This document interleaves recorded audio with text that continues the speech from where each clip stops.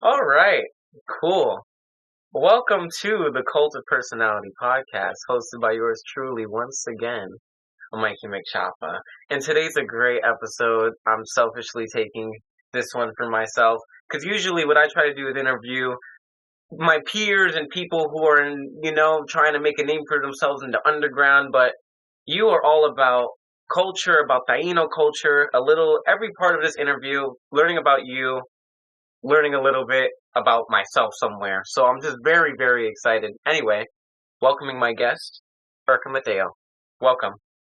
Yeah, thank you, Michael. Thank you for the invitation and giving me the opportunity to talk to your generation, which I love. As I was telling you, I love this getting together of the youth and the elders because we both have a lot to learn from each other.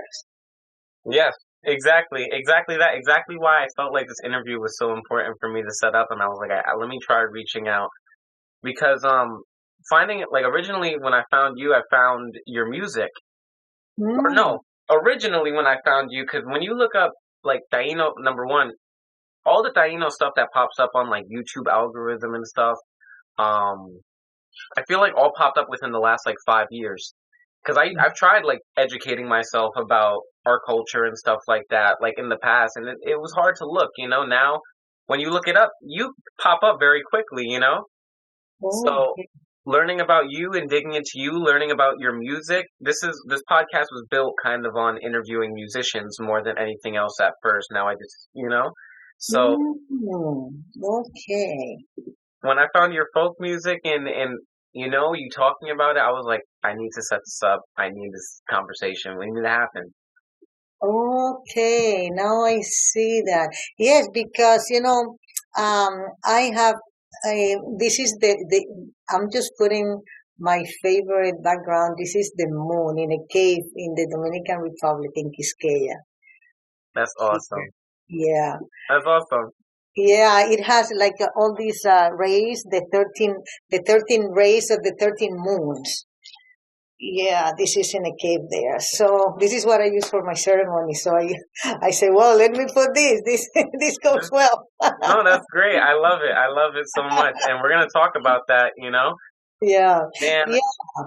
So tell me, what do you want to know about the music? Because as you found me like that, I want know. I was telling you that yes, my beginnings were in the music. No, as doing something that I really love and I enjoy and that I really dig into it and I made a career for many years. It was like 35 years that I had. I'm still singing, I know you are. but before I used to sing with a band and in festivals but now I'm just singing. Since 5 years ago, I'm just singing in ceremonies with my traditional Taino drum, the Mayowacan. I'm taking a break from the big stages and all these things and rehearsals and many people. Yeah, no, I would actually, that's such a great point to start off at, actually. And I have a trademark question, so I'll start with that. And we'll talk more about the music thing, but then I would like to branch out and then talk about how it dives into the culture aspect of everything. Yeah. So, with the first trademark question being, Irka Mateo, the name, the image, the aura, and the energy, how did it start? How did we get all the way over here? Kind of just like how your origin story or however you interpret the question. Yeah, well, I was born in Kiskeya in the Dominican Republic, and in those times, things were pretty. How can I tell you? You could go to the countryside, and in those times, and find yourself like in towns like 200 to 300 years ago. It was like very ancient. It was not developed. It was not urbanized. Right. So it was really very nice to be in that situation because there then you could find like a lot of our Afro and Taino culture, our African American, Caribbean and Taino culture.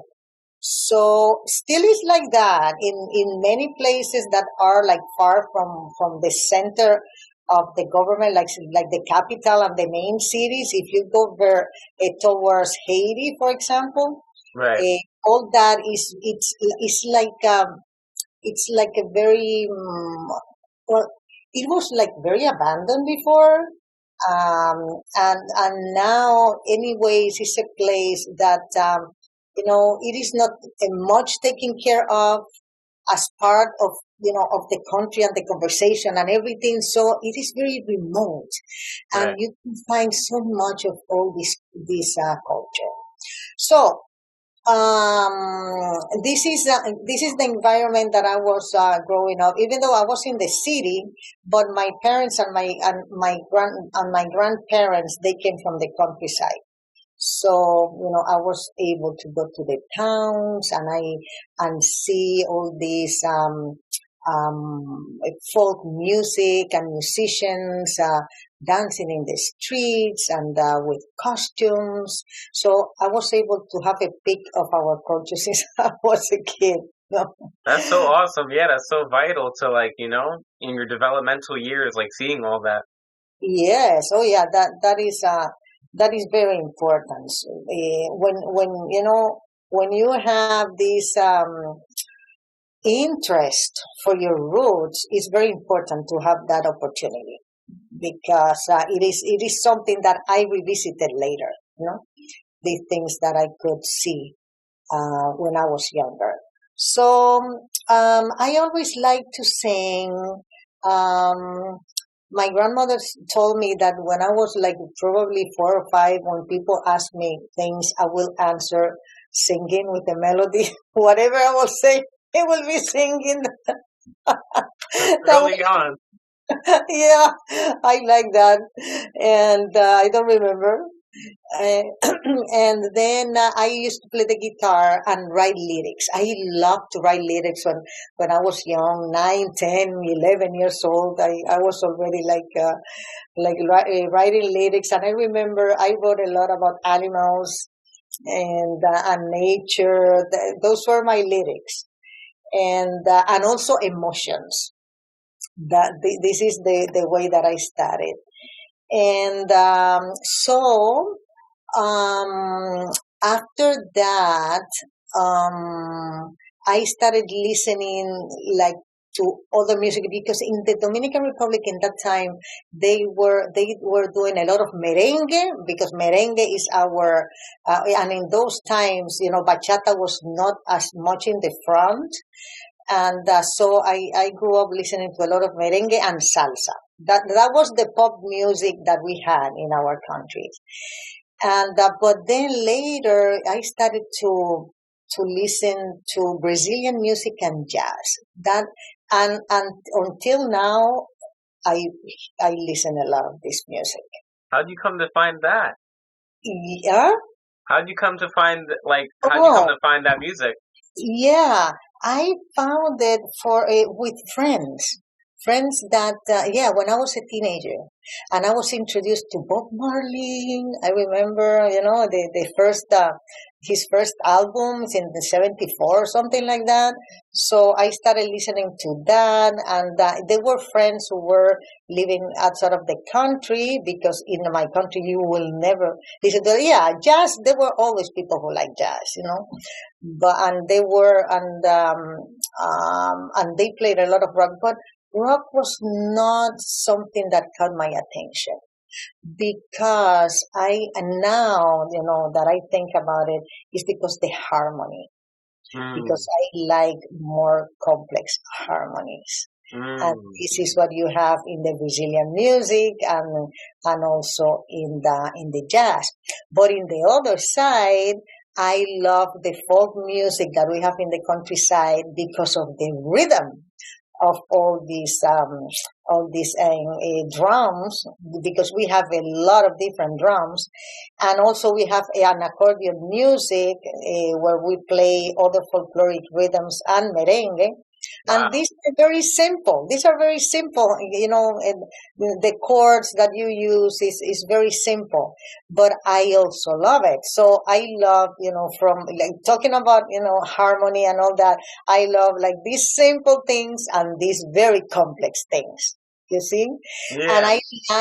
And I like this music, folkloric music, because it is so energetic and it is so devotional and it's so primal and it connects you with the air. You Yeah. know? Yeah. Yeah. So I started going to the countryside to learn these rhythms. This is what I did. And so there, the island is very rich in Afro-Indigenous rhythm. Very, very, very rich. I know around like around probably 15, 16 different genres of music from there. Like we would say, like in Puerto Rico, we would say like plena and bomba.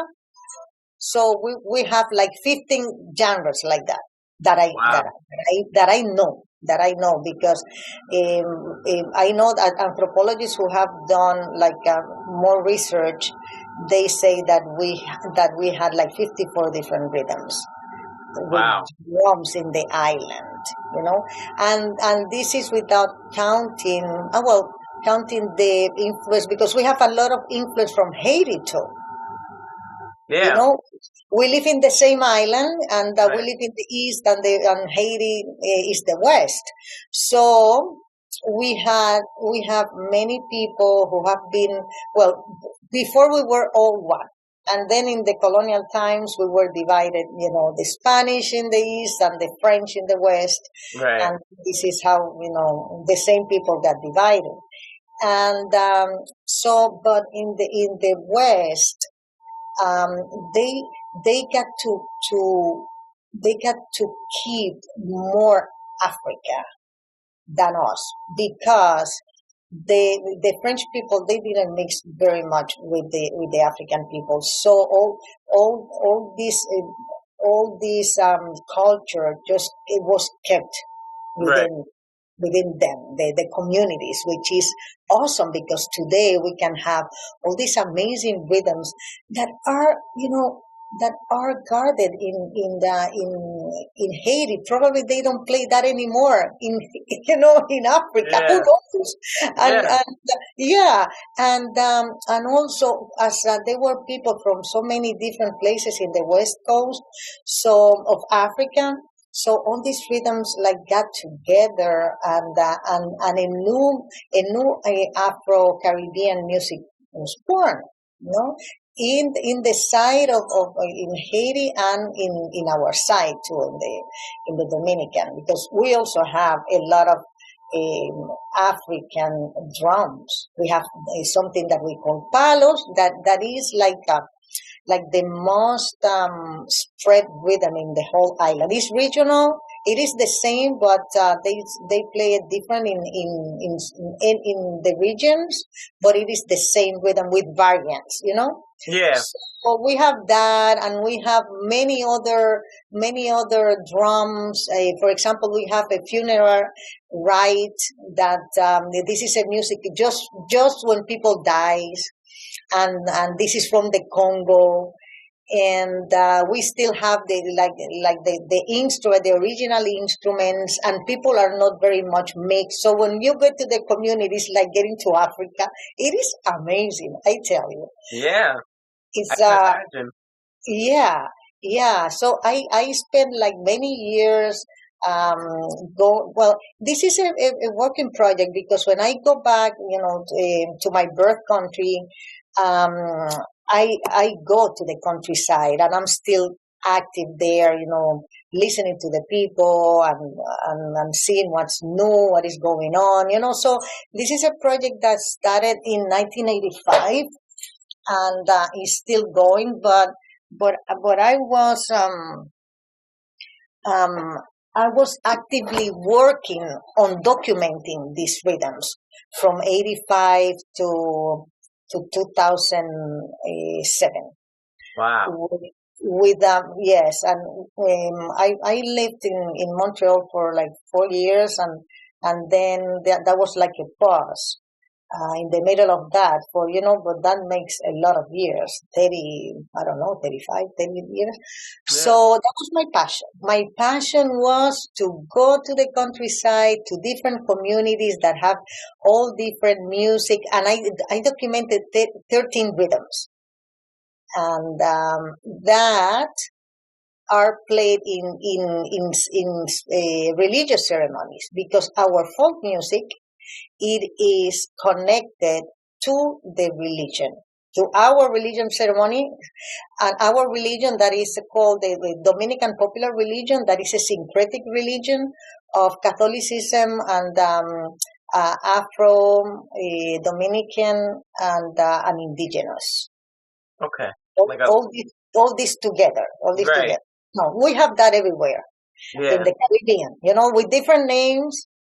And so the folkloric music, our folkloric music is played in the ceremonies, almost 90%. No? So that gives you the opportunity, to learn about the music, about the lyrics, and also see how it plays inside a religious ceremony where there is trance, where there are all these drums playing, and the people and the trance and African and Taino and the smoking these cigars and predicting your future. That's so It is. cool. But It it's is. it's so cool because with like that form of music and all that music, it's like the culture and the life is like striving through the music. Like it's like spiritually on some, like, I think it's so powerful and so cool, like so unique.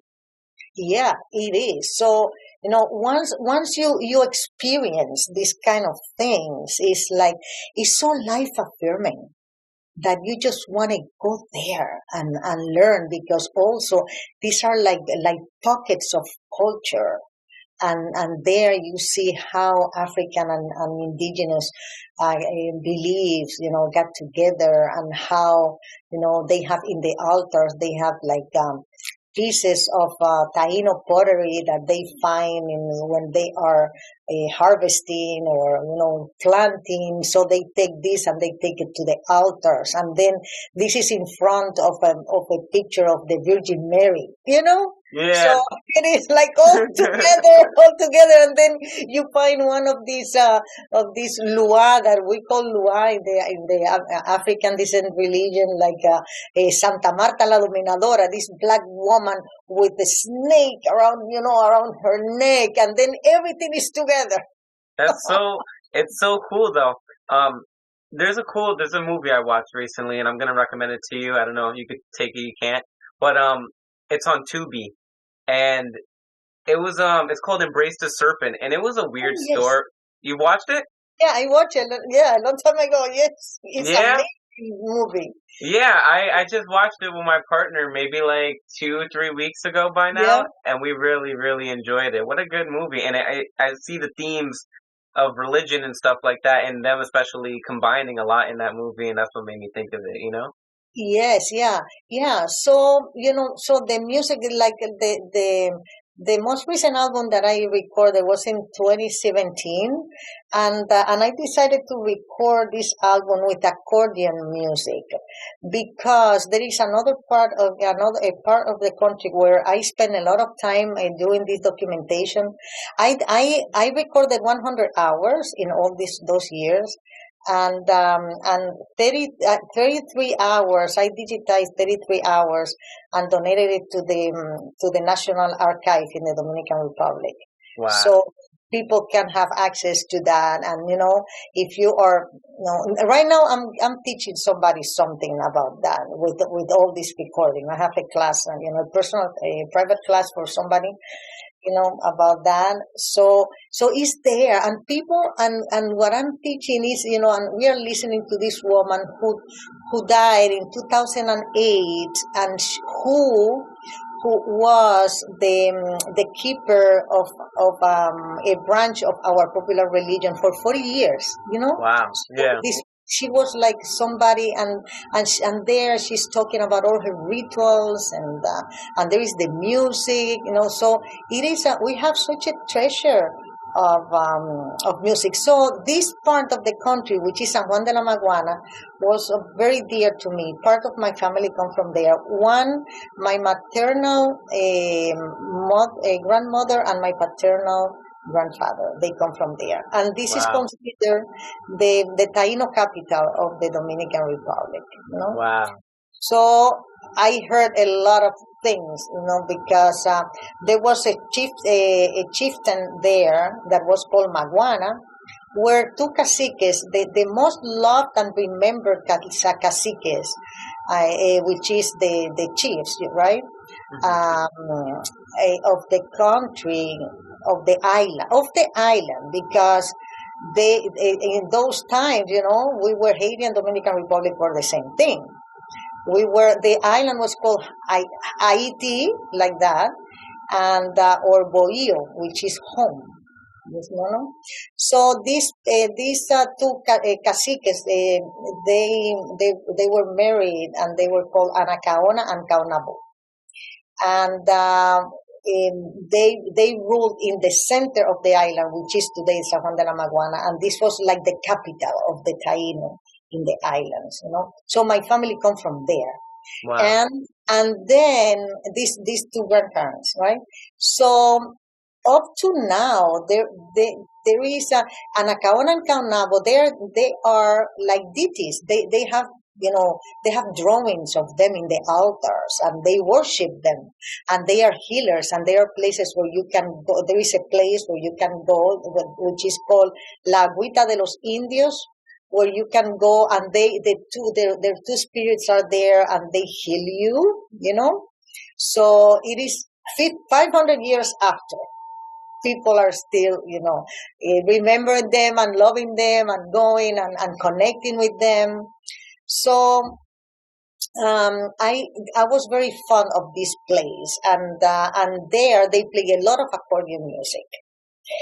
And this album, Vamos a Gozar, so it is an homage. I say is a healing through joy, because this is what they do there. They are so joyful. They are so poor, and they are so joyful, and and they play their accordion with the tambora, the tambora merengue, a guido, and then they have a bass that is very cool. It is a box that have like these metal tongues, and you sit on the box. It's like it is like a rectangle, more or less, a square rectangle box. Then you sit on there, and there is like an arc like this, an arch that is cut of the wood. It's made of wood, okay? So Right. then it has all these tones that you play. Dum, dum, dum, dum, dum, dum, Wow. So it's like this acoustic thing. an acoustic. It's like a double bass. Wow. That's really cool. Yeah, it's cool. In Jamaica, they have it too. We call it marimba. And, so these are the traditional instruments to play this accordion music. And the accordion music, they have like sacred rhythms to Liborio Mateo, which was a messianic leader from this place. And his spirit heals the people together with Caonabo and Anacaona in this place where I tell you there is a spring where people goes to bathe. So Wow. and they can be healed. So I spent many years in that place, like getting to know this very profoundly, how this worked, and the rituals that they did there, and the music, and the repertoire. I learned so many songs, and I just went there and stayed there a week, 2 weeks, with this elder. And so this album that probably, I don't know if you have heard, it comes from there, comes from this folkloric ceremonial music. This is my inspiration has been that. Wow. I knew there was some deep lore behind like your work. I listened to a couple of your albums, like the recent albums especially, and I knew that there was like this crazy folklore or like folk inspiration and like lore behind the inspiration. And that's really cool. Like you really got like number one, it's really cool that you had the advantage of having two grandparents that were from this place that is so deeply rooted in the culture Yeah. that you got to like, it's cool when you have that personal connection and then you go visit and you get to like really pay attention, And that's so cool. I think that's so sick that that's just like all this story behind your music. Oh yes, yeah, yeah. Because I have always loved everything um that is the roots. I love to dig into the roots. Who are we? Who are Right. we in the Caribbean? Who are we? Where we came from? And the first thing that is to look into the indigenous people who were the original inhabitants of all the islands. We came from the Amazon 8,000 years ago. Right. We were there in the Orinoco, where the Orinoco meets the Caribbean Ocean, sea, and what is today the west of Venezuela and the east of Colombia, just Right. below, in the Caribbean, is that there are so many rivers there. It's so rich, so humid. So our ancestors, they came from there. They one day they say, well, let's explore, because the ancestors, they were, and the people there are still an amazing seamen. Hmm. They they know how to sail on the oceans. And another part of my family, this is crazy. They No, it's so awesome. Keep going. yeah, yeah, what I'm gonna tell you, like, another part of my family, they come from this little town that is called Valladolid. Hmm. This is what I was telling you at the beginning, that when I was born, the Dominican Republic was still a lot more rural than what is today. Right. When people say like, oh, the third world country, say, you don't know the richness that is in your third world country. Yeah. You don't know what the richness, it's not all this cement of New York. I lived in New York for 10 years. I know what is to be urban, but you don't know what is to be rural. And Yeah.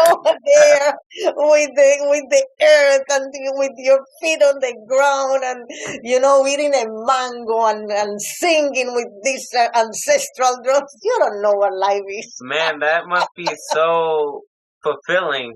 That's beautiful. Yeah, yeah.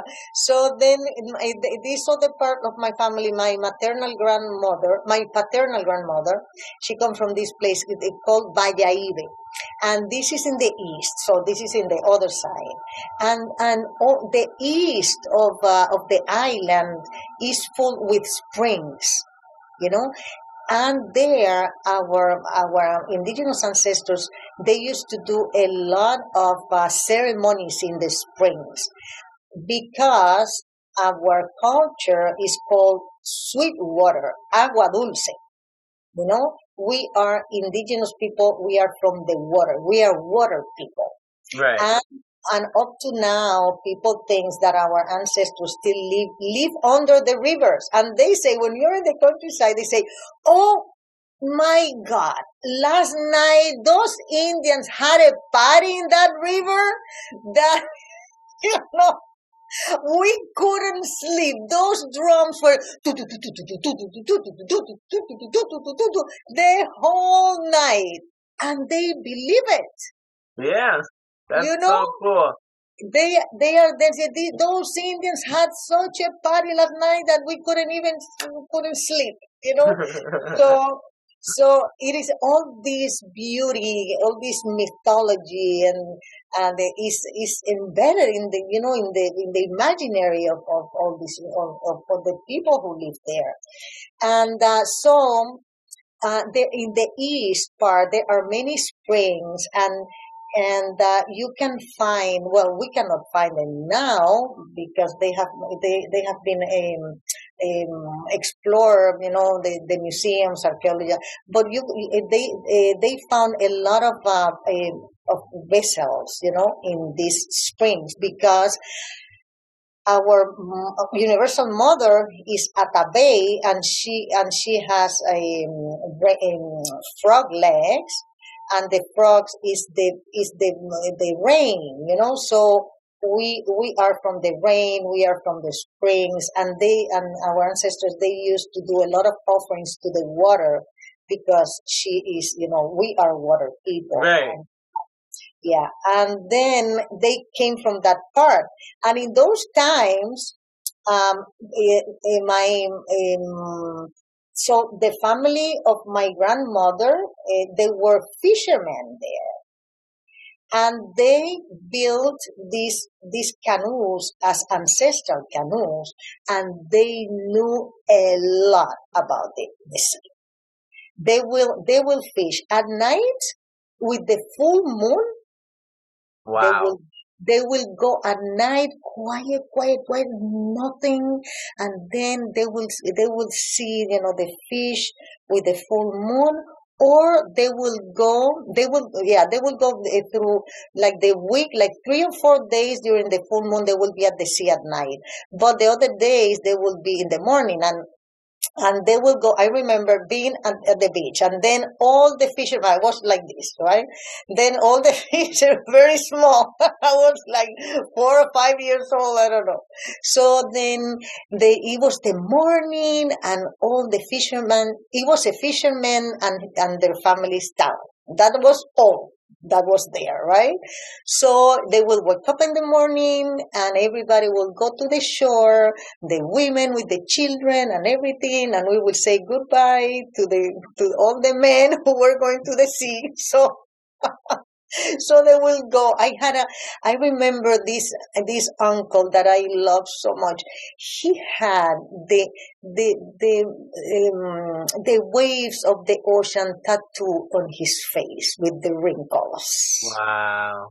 It was such a beautiful ocean face. It was like he had the waves like this, and they were like fat, like fat wrinkles. Well, he was very fit.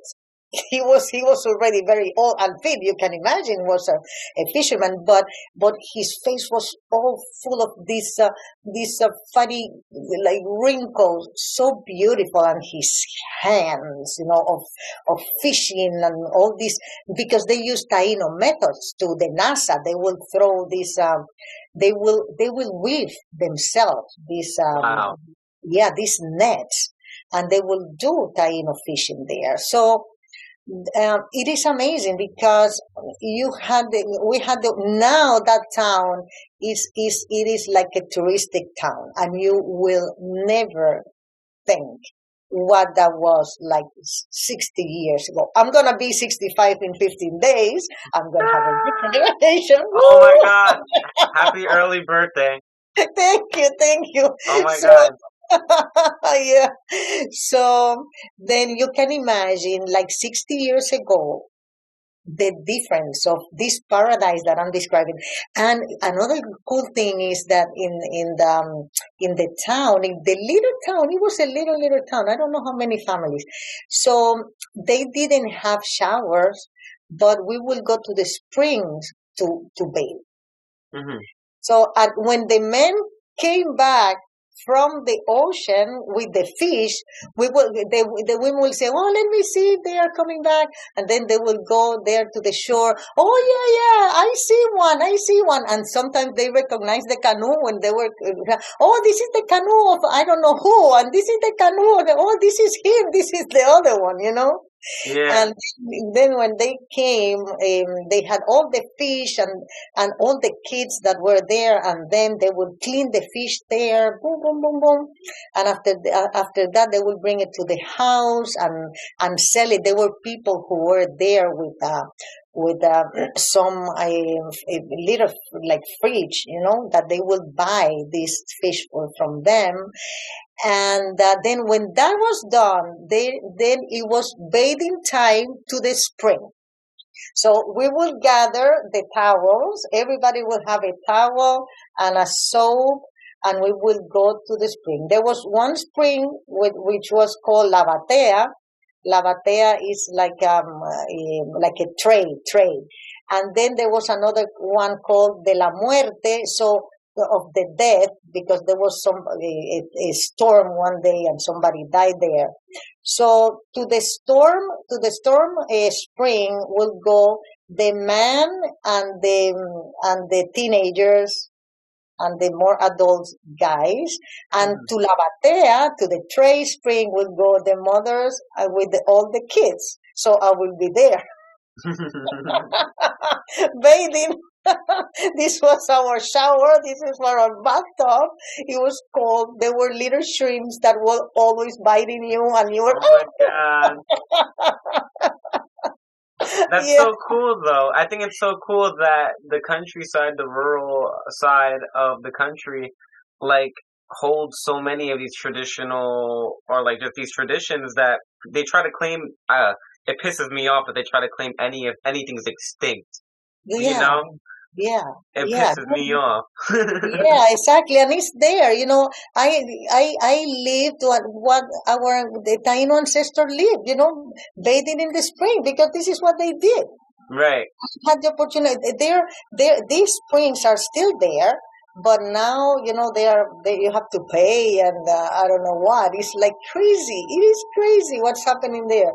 But there are other ones that are far from the town, and you can go and you can still be in nature as it was before. So we still have the opportunity to live, fragments of the life that our ancestors used to live in these countries. No, and going to the caves. So, well, this background that I have. This is a cave. I used to go a lot to the caves, and we used to do ceremony, but many years ago, before because we started this movement. We were the pioneers of all this reclaiming our ancestrality, our indigenous.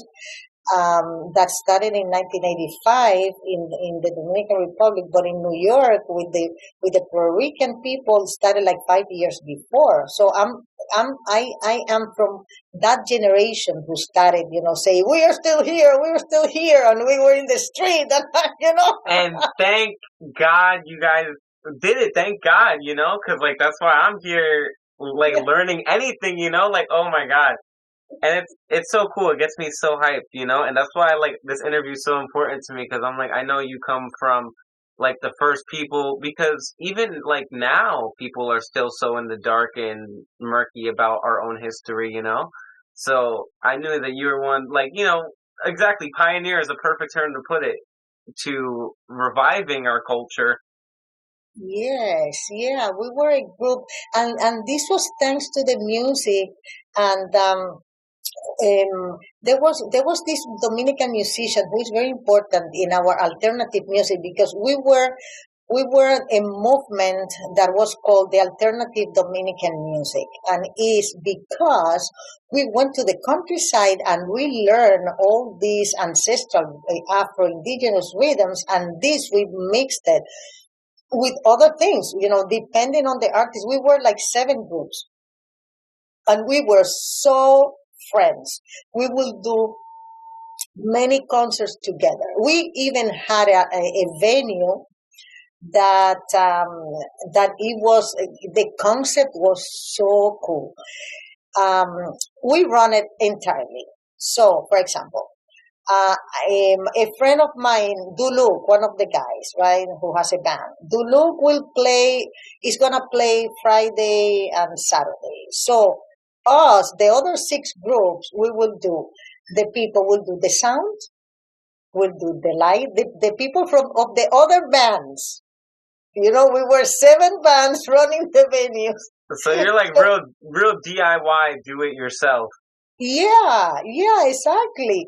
So they will play. Duluc will be playing a Saturday night, and I will be at the door with another friend. I will be there at the door with the tickets, but I will be playing the next night. So it was so cool because we were like the people who was like the people who was in, and we were 25 years old. We were the 28, very young, and there, and we were the group of musicians and singers who were bringing the new music to the city, and everybody was, there, and it was so cool to have this contact, because they will be seeing me, for example, the day after singing on the stage, but they came the day before, and because Duluc was there, I was at the door, so it's like we're friends, there is no separation. We are humans, we are friends, we are, I love that. It was so cool, and the other people would be at the bar.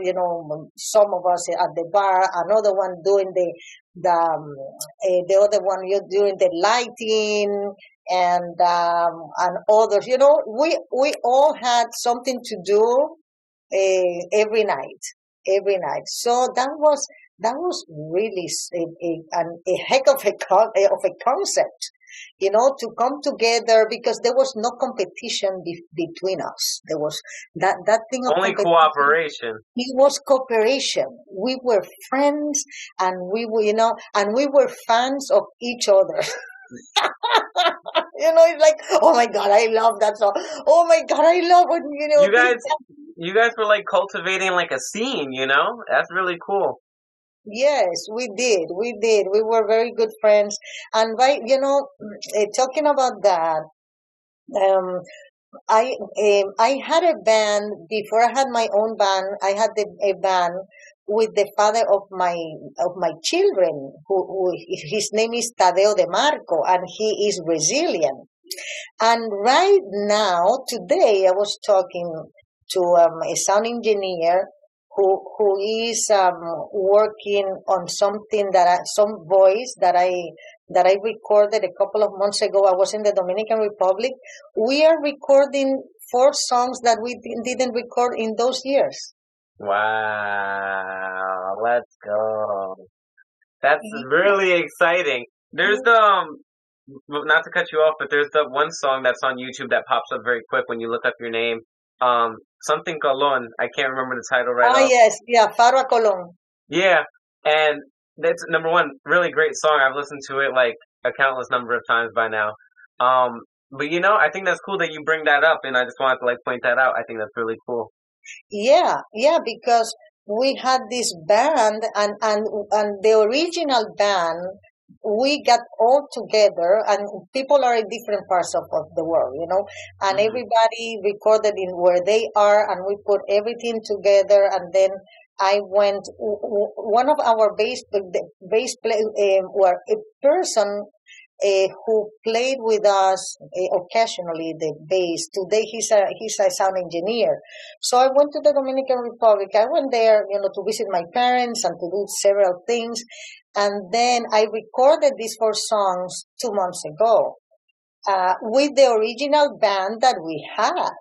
Wow. All the original musicians. So we are going to put that out, sometime soon, That's so exciting. Yeah, it's so exciting. Like things that I used to sing 30 years ago, 35 years ago, And, from that time, like your music was like such a cool fusion of like, obviously like a lot of this like rural folk like aspects of the music, especially like the lyrical content, but also like the instrumentals was a lot more like uppity and like, I guess you could say like a jazz or a funk yeah.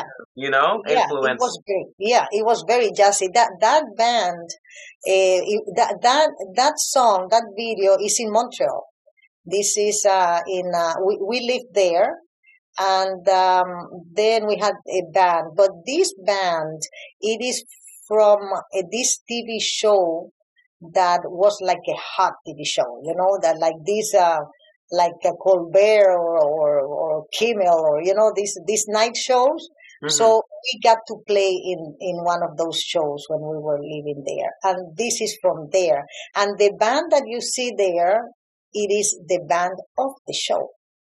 Mm. That, but they were also some of them were also our friends, Mm. because we were also when we lived in Montreal. We were also, I was 33 years old, so we were also part of the emerging, alternative music and jazz and everything. So because we were also young, so we became part of the movement of the new music in Montreal. And so some of these people, we knew them and they were friends of ours.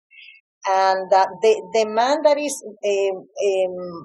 Tadeo is the man that is, I don't know if you see that he's playing the shell at the beginning. If you watch somebody who is playing the shell and the guitar player who is in the Yeah. front with me, Yeah. this was he was my partner, and he's the father of my kids. So we said, like last year, we were thinking, we need to record this, and then we say, okay, let's do it, and it's done. Now we just have to mix it. Yeah, it's crazy. We have music recorded, but it is not in internet, and it is too bad because the record company doesn't exist anymore, and But eventually, we will put that in Spotify because it's an amazing album and other things that we have. In the times that we just have, vinyls. Right. Right. It becomes like lost media. That's what they call it. Yeah, exactly. Yeah. Yeah. No. And I love that you're making the effort to like bring that work and put it on a platform in today's like digital age. Yes. That's so awesome. I'm so excited for that. Yeah. You will know when that's out there. Yeah, man. That's really cool. Speaking of your music and stuff like that, I have to ask about it's something that kind of I trace in my head like as you were talking because you talk about like you mentioned the Amazon. Obviously, in our history, we come from South America and we came into the Caribbean and stuff. And then one of my favorite songs from you is Maboba, which is I like the acoustic video that you put up with the log drum and stuff. And I just want to talk about a little bit about like how you come to get familiar with instruments like that, and maybe the Amazonian influence as well on some of your music and stuff like that. Um, you know, when we were what age? When in the 90s, we got a hold of some VHS, videos, cassettes Yeah. of tribes in the Amazon. I don't know, I don't remember right now, and we will see that over and over Mm. so that we could see, and they were who were they? Oh my God, now I don't remember, but I will remember later. This tribe in the Amazon. So we had the opportunity to watch several of these videos that Mhm. some anthropologists made in the Amazon. And so this is the way that we were able to be in contact with that. Talking about that, in August, I'm going to the jungle. I'm gonna spend a month there with with some Wow. with the Shipibo Konibo, people. I'm gonna be there, with them, and seeing seeing about the culture, and doing some ceramics with them and all that. So then this was the way that in those times, that we didn't have technology, we didn't have internet, we didn't have phones, Right. cell phones. So I don't know how we got a hold on that, and this is the way that we understood how this the music sound, the indigenous music sound. Also, I played in Mexico several times, and there the indigenous people, the Mexica people, they had a revival also since a long time ago, and we used to buy cassettes and listen to what they were doing. So these Mm. were our references. But then in the chronicles of the conquistadors, they wrote books called chronicles. So there they describe how was the music and the instruments. So we were reading and learning that, and we saw a picture of the instrument. Of the name is Mayohuacan. So people started making the Mayohuacan in the revival, the reclaiming our survival movement that we started. Um, it was there where the Mayohuacan was recovered, like in the mid 80s, 90s. The Mayohuacan was started to be recovered, like around there, I guess, or a little bit later. So I started playing it in the 90s, Wow. probably mid 90s, no 97, close to the 2000. I started playing that. So in the concerts, I will play the Mayohuacan always, always, always. So because I wanted to incorporate it to our music, and because I wanted people to see it too, like this is our indigenous drum, and the maracas, the rattles, these are, and the guiro, these are all indigenous instruments. And so it was, and that was a revolution because in New York, the Tainos, just men play the Mayohuacan, and I was there playing the Mayohuacan, and that was a scandal.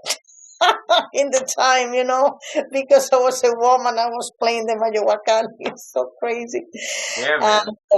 So Maboba is a folkloric song that is believed to be indigenous. That Fradique Lizardo, who was an anthropologist, who did a lot of research in the countryside, and he also had a troupe of musicians and dancers, and he had like the first folkloric company in the country, and he did that because he went to the countryside. So he was an inspiration for us. So us, the musicians and singers, we went to the countryside, and we met him, and he was a big inspiration, and he brought the maboba. And I learned the maboba because of him. But then we did this special arrangement, of the maboba, different. Yeah. Yeah. That was really cool. It's actually like when I've listened to both the studio version like on the album, and then I listened to the acoustic version, the special little shebanger banger, and bro, it's so moving. It's so strong. You're just kudos to the guitar player too, but your vocals and just everything together is it's such a great performance, such a moving performance. That's why I had to touch on it. Oh yeah, thank you. That guitar player is Yacer Tejeda. He lives in New York, and he has a group, and we have worked together a lot. He's a millennial, and we started working together when he was like 19 years old. Wow. Yeah, so we started working together 20 years ago. I was in my 40s, and he was 19. He was, like so talented. So we started working together in Santo Domingo, and then when we were living in New York, he's still there, right? We have produced these two albums that are out there together. That's awesome. Yeah. That's really cool. Yeah. That's cool. That's weird how that tied back into it, because that was by accident. That's so cool. That's awesome. With your musical inspirations and stuff. Well, first I want to say I think it's really cool that you talk about your early life and how your culture was around you, 60 years ago and stuff like that. And I think it's so cool to see that trickle into your art, and then obviously everything you do, our culture is within it, And I think that's really cool. It was just to see you stick to it for so long. Obviously there's no not sticking to it, but like really accentuating it and documenting it also. I think it's so important, Yeah, because it was my true calling. This is the thing. It was my true calling. I always wanted to go to the roots. For me, ancestrality, I am so driven by ancestrality. This is something that is natural, that I came with that. And it has been so strong in my life that I have dedicated my professional life to it. It's like in different ways. Like researching and writing songs and performing and teaching. I was a primary school percussion teacher. Like for all the kids. I wanted even in New York I did it. It's like I wanted the kids to know the some rhythms with the drums and I worked also when I was in New York. I worked 10 years at the Museum of the American Indian. Yes, I want to talk about that. That's so cool you bring it up. Yeah. So there I was also teaching Taino culture to kids. This is what I was doing there, and well, this was my main service. Was to teach our culture to children. But I will also do like talks, and I will also bring my band and also play at the theater. I would be a guide, for somebody for the Taino exhibit. I would be there talking. So I did a lot of things in that in that museum. That's so cool. I visited twice, and I found the museum. I forgot how, but I always thought it was so cool that, I'm a New Yorker since birth, and I'm 21 now, and I never knew that there was a museum that documented just the American Indian and all the Amerindian and all that shit, or excuse my potty mouth. No, it's fine. Yeah. And the good thing is that museum, it is of the Americas, it is from Alaska to Argentina. So yeah. You have been there? Yeah, I've visited twice. Okay. So there is a small Taino case. Have you seen it? Yeah. I knew I was, because, not to cut you off, I visited the Museum of Natural History, and like they have like a little cultural thing there, and like the Taino thing has like one shelf.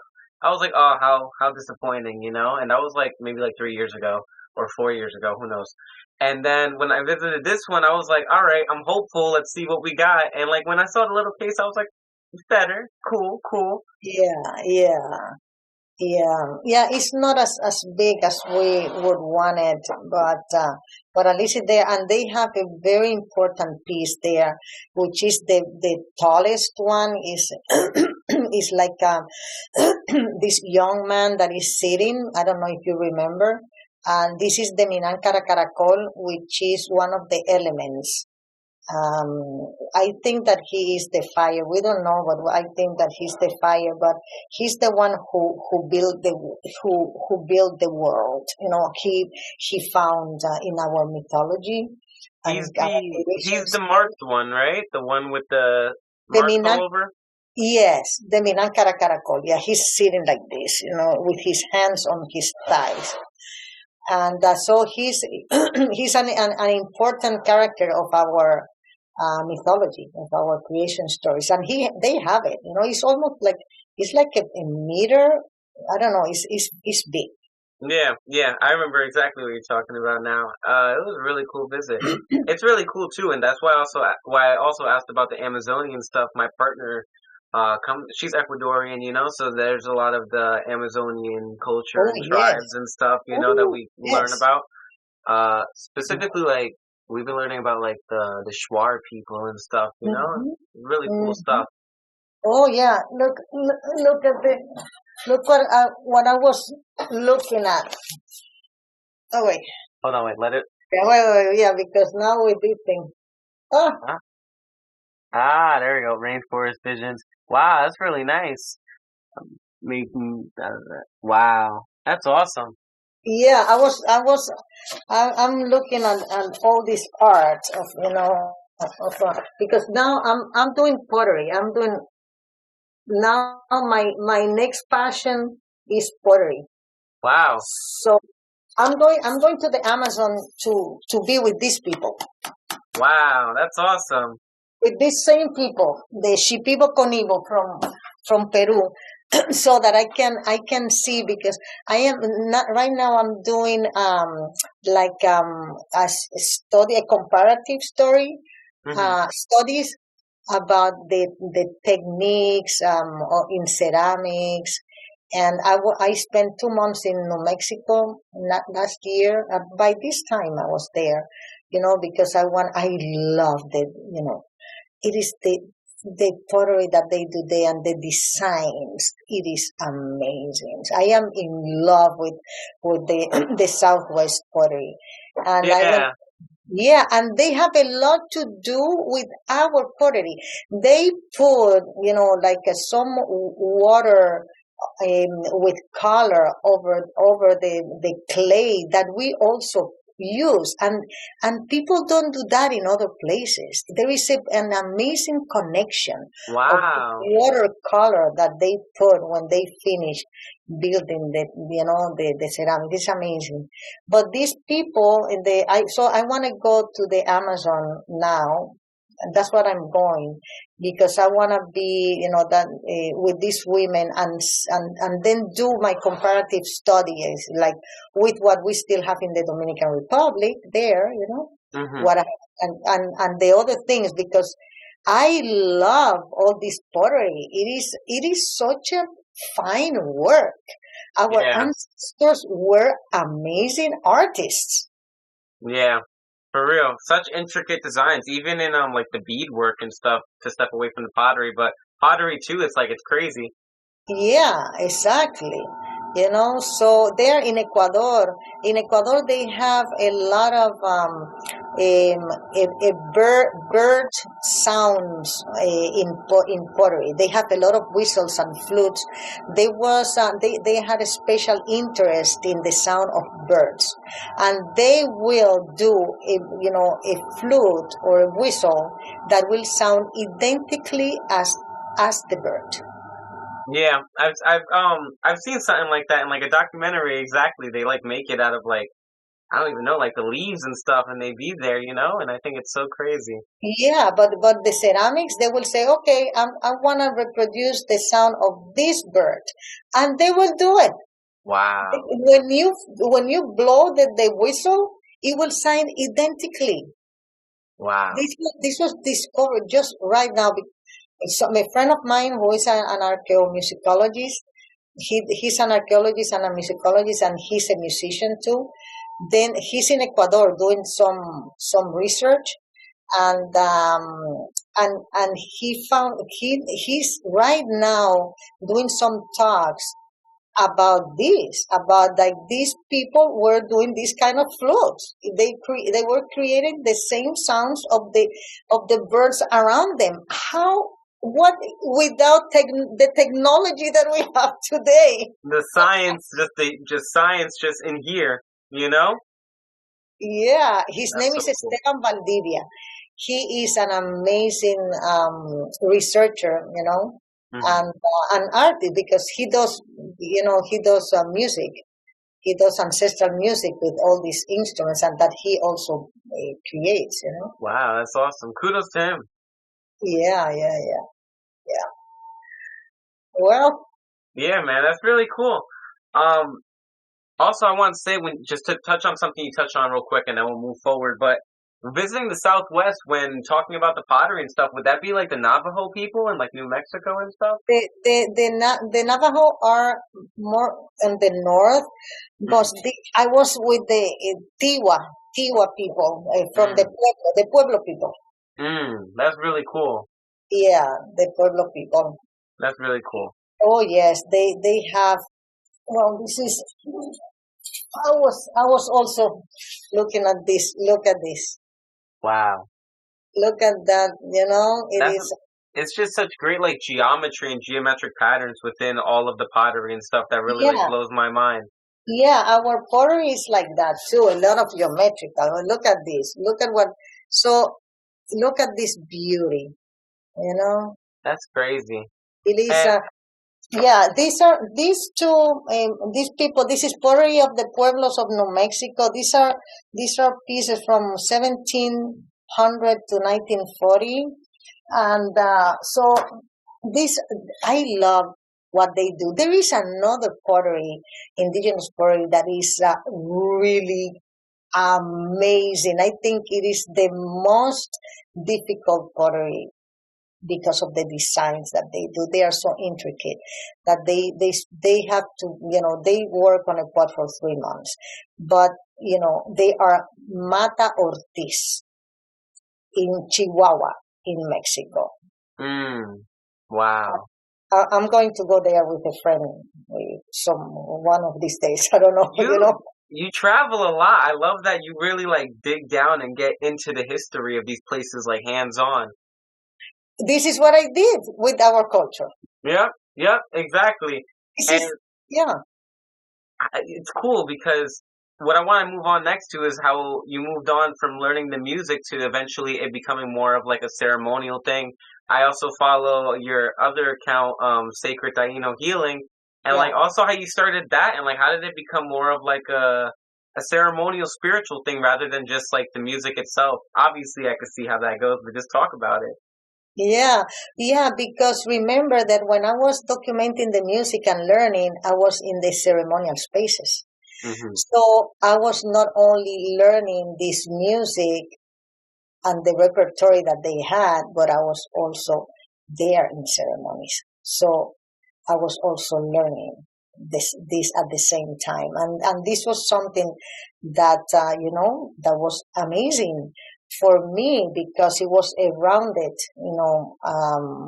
documentation, and also not just documentation, because it was more than that. It was not an anthropological cold documentation. I was part of this, Right. family from there, but I was like a curious person who was documenting this because this is part of my ancestry, And so when I told you that I spent a lot of time in San Juan de la Maguana, in the Calvario de Irka Mateo, this is the Calvary. This is a peregrination center. This is a religious center, and I spent there like 7 years going a lot. Lengthy time. Yeah. So this part of myself, I had it there. I did ceremonies. I did some healings for friends and family and all that. But then when I decided to stop with the music, with the music, for like the industry, let's say, but to put it a name. Right. And then I decided to just play the Mayohuacan for now, Then I started the ceremony. Say, okay, this is a good time that I'm taking a break for the music with the band, and now I'm going to go to the spirituality and continue singing with the Mayohuacan and ceremonial songs. So this is what I am doing right now, and and also creating ceramics, because. So I have moved away from this, band, because, and having a band of 6 musicians and recording and writing music and participating in festivals and events. I had a career in there. Mm-hmm. So to go from there to the other thing, it has been like I'm having like another life. Right. Yeah. I'm having another life now. I'm doing ceremonies, things that I have learned with shamans also from other places, from Shipibo Conibo people, So it is like it's like my senior years dedication. This is what I'm doing, So I'm more into that, and I have this beautiful community of millennials that come to the ceremony. We have done retreat. We are really in touch. I have a program for them where I am teaching those songs that I learned in the ceremonies in there. So they are called the song keepers, because I'm teaching them these songs from the countryside so that they can keep them and they can also teach them, to other generations. So I'm creating that with them. At the same time that I also do the healings, the ceremonies, and now I am creating the ceramics. I started also doing the ceramics because the ceramic has to do with our ceremonies. This came because if you're in a ceremony, you need a place where to burn a candle. You need a place where to put water. So the ceremony took me to the ceramics. I said, oh, but we need ceramics here. Oh, I'm going to make ceramics now. Yeah, especially, I mean, obviously with our culture so heavy, like with semis and stuff like that, Yes. and all that, it's like vital. So it's cool that what I like about you and what I'm so inspired by you is that you really dig into things. You don't half-ass anything. It's like, all right, I'm into this music thing, but yeah, I also have my culture. You dig so deep into the culture that now you are like a figure in teaching our culture, and I'm so happy that we're having this conversation just so I feel like I'm getting my foot in the door of something that was kind of kept from, I feel like, not only myself, but everyone like us. Yes. So, Yeah. Oh yeah, yeah, and it's wonderful because this millennial generation is really digging into it, and for them now it's easier because as we have the DNA access to the DNA. There are parts that are not nice about this text, we know, but the part that is nice is that help us to say, okay, you deny that we are still here, and why do I have all this percentage of indigenous? right. We are here then, but the thing is that we are mixed. It is not the same. No, we are mixed because we were an island, and it was very difficult to keep, to be alive. It was too brutal. Yeah. But we are here, and there was this a cacique, this chief in the east called Kayakoa or Cotubanamá, who said to the women, please, you need to mix with the African people and even with the conquistadors, because our men are at war and our culture cannot die. You need to get our culture ahead, even Right. though it is with them. So this is the way that we kept, and the way that they saw. The only way was this way, and they did it, and we are here. And that's beautiful. Yeah, honestly, to keep it real with you, like what started me on in my childhood, obviously I knew it was like, okay, I'm indigenous, I'm African, I'm white. That's like what the mix of being from the Caribbean is. And then getting older and really wanting to learn about it, I look in the mirror and I'm like, all right, I look pretty indigenous. And then eventually I did my ancestry, and it came back that that's the highest thing I have. It's like 28% indigenous Puerto Rican, and then everything else falls under it. Yeah. So that's what really affirmed it in me to look into it and dig into it and find you and do all of this, and so it's cool to talk about that. Yeah, that finding about our DNAs it has been an inspiration. Like it happened to you, say, but wait a minute, I have this DNA here, so I am indigenous too, and and your phenotype is indigenous. So it's amazing. It has been it has helped a lot. The DNA tests have helped a lot to the TAINO movement, to the survival movement, because we have been able to prove, with the DNA that we are still here, because the way that we were doing it before was with all the culture that we were finding in the countryside, Okay. There was, I saw once, and I have a video there that I made of this woman who was preserving a ritual, an agricultural ritual that I have read in the chronicles, and I saw her doing that, and I say, what? What is this? It's like, then I had to do a video with the phone. In those times, that was a long time ago. The phones were the first phones, and I didn't have any light, but the story was there. It's not about the film; it's about the story. Look at this that is alive after 500 years, and you will never think in the life that was kept generation to generation. I think I love your YouTube channel as well for that exact reason. Like I think like what's coming to my mind right now is the video of them making the bread, the cassava Yes, bread, right? yeah, yeah. Oh yeah, yeah, that was I record everything with my phone.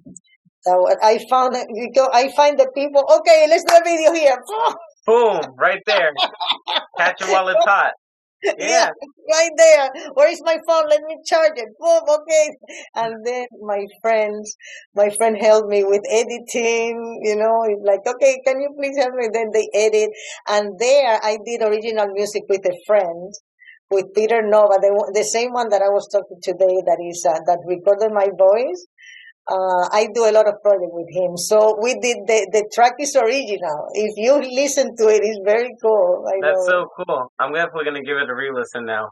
Oh A yeah, yeah, rewatch. yeah, yeah, yeah, Yeah. yeah. But yeah, I think it's just so cool. Like right now what's coming to my head and like how I'm feeling is like I think you're in such a well what we all are, but you're alive in such a great time because right now, especially in 2024, like there's a lot of young people in the midst of like decolonizing their minds, Yes, yes, especially like with genocide going on in Palestine and stuff like yeah, that. A lot of people are putting focus on indigenous populations both over there and over here because we're realizing, oh shit, America kind of yeah, did the same thing and there's people here who were victims of this, yes, yeah. Of And course. it's so cool that you're here to teach because you obviously teach very spiritually and you do ceremonies and it's very wholesome, but also like it goes to show it's kind of like I don't know, for me at least, it's like you're used to hearing about Christianity, you're used to hearing about all these Abrahamic beliefs, and our countries were founded on these things, and yet there's these lifestyles that were these indigenous people before anything was built here. I just feel it's just so great. It's so great. You're great. Oh, no, thank you, Michael, thank you. Um,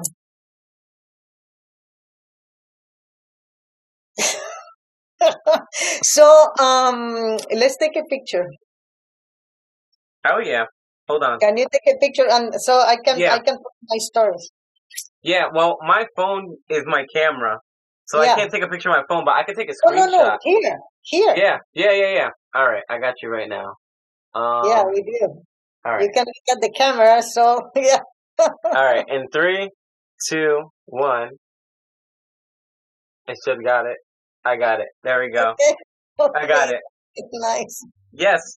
No, and I just think you're doing your thing in such an important time because it's funny that you talk about starting this in '85 and the movement starting then and being a pioneer because years down the line it's very very very important in like something super mainstream, and also not to be a blabbermouth, but in the conversation with a lot of the stuff going on like with Palestine and stuff, Puerto Rico comes up in the conversation of freeing Yeah. Puerto Rico because we're kind of like the world's first colony. Yes, yes, yeah, exactly. Yeah, because then you were colonized as us by the Spanish people, but then you were again colonized by the United States. That's yeah, it is. I understand the situation that you are going through. Yeah, it's definitely as a young person, man. I get upset. I get really upset about it. Yeah, yeah, yeah. Of course, I understand. But I think it's really cool that we have people like you, and then also like I follow a lot of like Amazonian influencers and stuff who also Hmm. like just teach about our ways of life to show like that I don't know, we don't have to assimilate. Yes, yeah, yeah, and there we see because we have like the Genipapo and the Urucum that the Amazonian tribes use, which is the achote and the jagua for painting our bodies. It's the same. Yeah, It's the same because they brought it from there. We have a ceremonial tobacco in the Dominican Republic that I saw in a documentary was made the same way in the Amazon today, and we still wow. have it there. It is Yeah, it's it is really cool. It's really like I've noticed that too. Like I was so I was so in the dark before, like recently, like when it came to like learning things and like really like my knowledge of everything. But like seeing how important yucca is in the Caribbean and our culture, like it being like praised like very highly, yucca's like kind of like a thing of life along with like water and stuff. Yes, yes. And to see also how important it played in a lot of like South American and Amazonian tribes and stuff like that as well. It's like, you see where the predecessor and everything, history. Oh yeah, yeah, because it came from there, and the juice that we used to make from there, and the cassava bread, and yeah, it is. We are Arawak, we are Arawak from the Amazon. Right. Taino means blood relatives. When Columbus asked them, "Who are you? Who are you?" They say, "Taino, Taino. We are blood relatives," and they thought that they were saying Taino. Yeah, like our tribe. Yeah. But we were Arawak. We're Arawak from the Caribbean. And Yep. that happened to many tribes. There are tribes here in Turtle Island that they say, "Well, I am this, but our real name is another one." Right. It's like in Alaska, the Inuit people, they were called Eskimo, and Eskimo is not their name. Right. They are Inuit, so that happened all over. Yeah, man, the false historical preservation. Yeah. I'm just glad that we're like all speaking up, Oh yeah. I have so. Oh, I'm so sorry. I'm so sorry. Oh man, I'm so sorry. Alrighty, well then I'll wrap it up. I'm so sorry for holding up your time. Thank you for this conversation. No, this has been wonderful. You see that we are like sitting in our houses and talking. This is a beautiful conversation. It is just that I have to go somewhere now. If not, I will stay here talking to you. Thank you for trying to give me the sign off too. I'm a little, but all right. I'll get to wrapping it up. Honestly, we kind of talked about like a lot of the good focal points. Anything else I wanted to ask about just would have been about like musical inspirations or how you got into like the digital aspect, because I like that you do the Zoom meetings for a lot of your ceremonies and stuff. Oh, okay. So that's cool stuff. I can tell you my inspiration really was Brazilian music and jazz music and the music of the world. All the drumming music in Africa, in Asia, in the Amazon. I love rhythm. I love, it's like the duality. I love like the rhythm, and I love harmony, and I like complex harmonies. I like that. But I can do very simple music, because what I was doing with Irka Mateo y la Tirindanga was very simple harmonically. What I did with Tadeo de Marco was very complex harmonically. So I navigate around everything, but and also I love the string instruments from West Africa. My favorite instrument in the world is the kora, which is from Mali. I used to play. I'm gonna look into these things. Oh, kora, Kora. It is they call it the African harp. It has 36 strings, and it is built on a big gourd. Wow, I'm gonna look into it. Look into it. I played with a band from Burkina Faso, from Mali, when I lived in Montreal, and I used to play with them, like like a guiro, little guiro they have that they call cania, and I will do vocals for this griot. Griot are the people who disseminate the culture through music. So he was from Burkina Faso. And I had the opportunity to play with him, and he didn't understand. But how come you can sing those chorus if you were African? And I say, because I have African blood. There you go. You don't understand, So I love. You will see that instrument, and this music is like, well, it's amazing. It's amazing. It's amazing. So then the digital came because of the pandemic. I figured. That's so cool. Yeah, because I was doing my ceremonies here, with people in places. Then the pandemic hit, and I went, yeah, digital. So and it is very nice because we have people, we have Taino people who come from all over. I have people who come from Taiwan, from Australia, from Wow. from Europe. People that the people in Taiwan and these days when we are doing ceremonies, they are waking up the next day, so it is easy for them. But the people who come from like from England and other places in Europe, they have Sweden. I had somebody from Sweden the other day. They have to be there at 2, 3 in the morning and say, "Why do you do this? Listen to the recording." you know. Yeah, where they want to be there for the energy. They want to be involved. Yeah.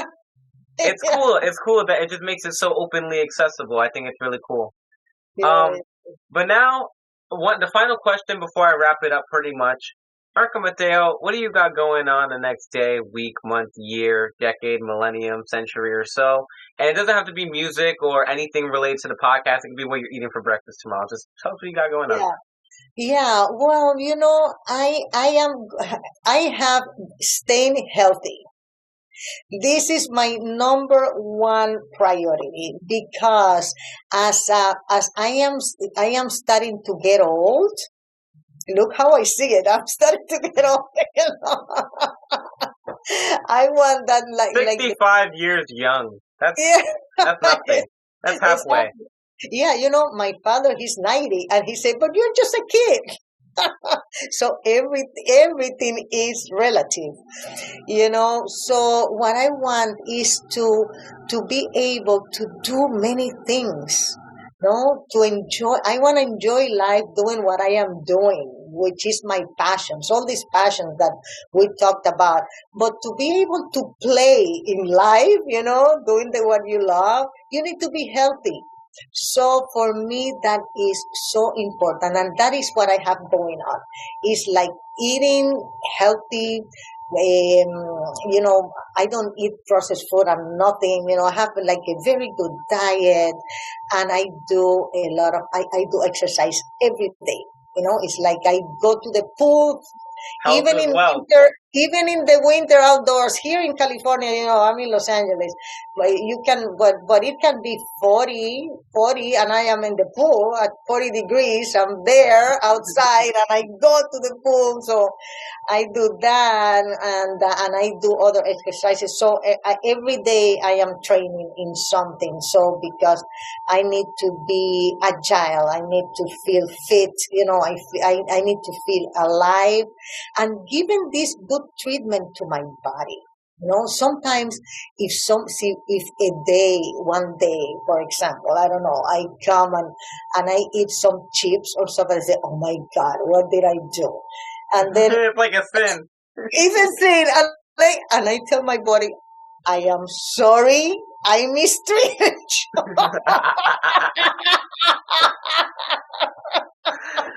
I Yep. am so sorry, that I did this to you." So it is like being aware that your body is your vehicle to live your life here. It Right. is where your spirit is. It is where your fire is. So we need to treat it well. Right. Then when you start to get old, then you don't get old being sick. I don't drink any medicine. I don't go to the pharmacy. You know what I No. mean? It is like being healthy, so that when you are old, this is what I think. Like the 25, let's say I have 20 more years to live, 85, 30 years to live. I want to get there in health, because can you imagine me wanting to play the Mayahuacan and I have a pain in my shoulder. Nobody wants to deal with that. Yeah. Or "Oh my God, on my stomach," or so. This is what I am. I am in health so that I can get older and being healthy and continue playing in life. That's beautiful. That's awesome. Thank you for your time. I'm so sorry for any Don't overstep, No, no, no, sorry, no, sorry. I just had to do some. I have to do something, but this has been delightful to be here with you. No, this has been great. Thank you so much. I'm gonna watch this over a bunch, and I can't wait to like put this out. And this was a great time. Thank you so much. I'll Yeah, do my little sign off now, so I could end it up now, which was yes. this was the Cult of Personality podcast, hosted by yours truly, Mikeymcchoppa. With us today again was Irka Mateo. Thank you so much again for serving me for the last hour and a half. And thank you guys all for watching or listening wherever you guys are, audience out there. Tune in next week, and hell yeah, peace and love in the Middle East, peace and love. Thank you again, and we'll end the recording.